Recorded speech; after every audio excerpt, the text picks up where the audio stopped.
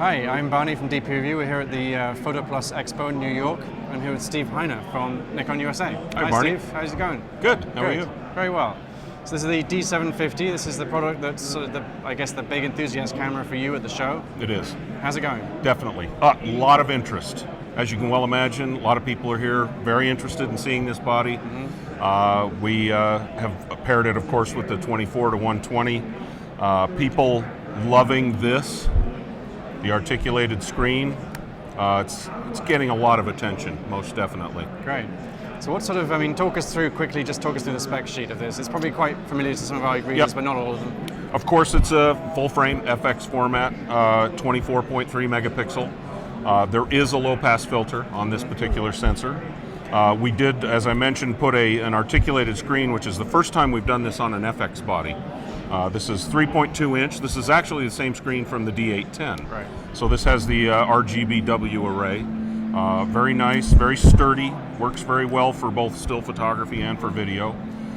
We built in, of course, our 51-point AF system here, and we've also got a new feature, a new specification for this camera that we've never had in the DSLR, and that is the light level threshold at which this will focus down to now EV-3. One of the other really nice things that we've incorporated for a myriad of different enthusiast photographers is not only the sort of manual control you would expect from our DSLRs, in addition to the automatic aperture priority, shutter priority, and program modes, but this is the level at which in our line we start to incorporate scene modes as well as special effects modes. Now, usually you go higher than this, those kind of features are eliminated. But this is a great combination of features that have come up from our more entry-level cameras.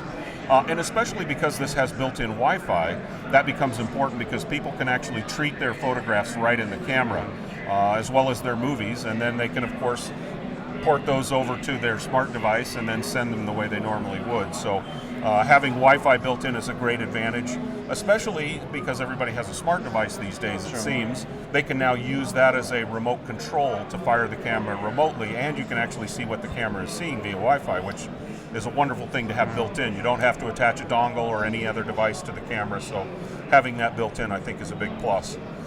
Camera also will do 6.5 frames a second, so very fast. So I was going to ask you, what are the main differentiators between a D610 and the 750 for someone who's maybe wanting to upgrade? Yeah, obviously similar resolution, but we're talking about the convenience of the articulated LCD, the low light threshold of the autofocus system. We've also incorporated the scene modes, the special effects modes as well. The overall specifications are very similar to D610.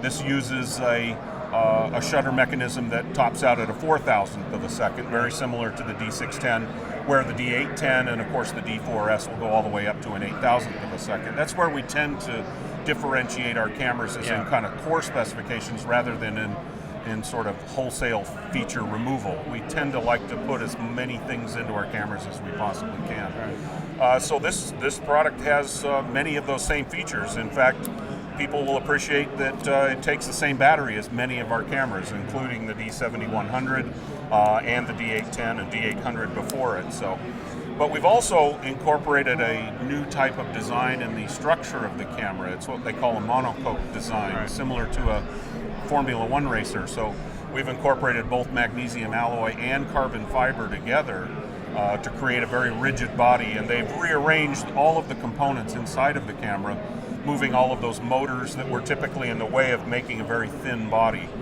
So as a result, this has one of the deepest grips on any of our DSLRs also. So when you pick it up, it's noticeable that it has a different feel than a D610. Even insofar as that you can feel it right off the bat. Obviously built-in flash, commander mode, so this can be used to trigger off-camera flashes as well.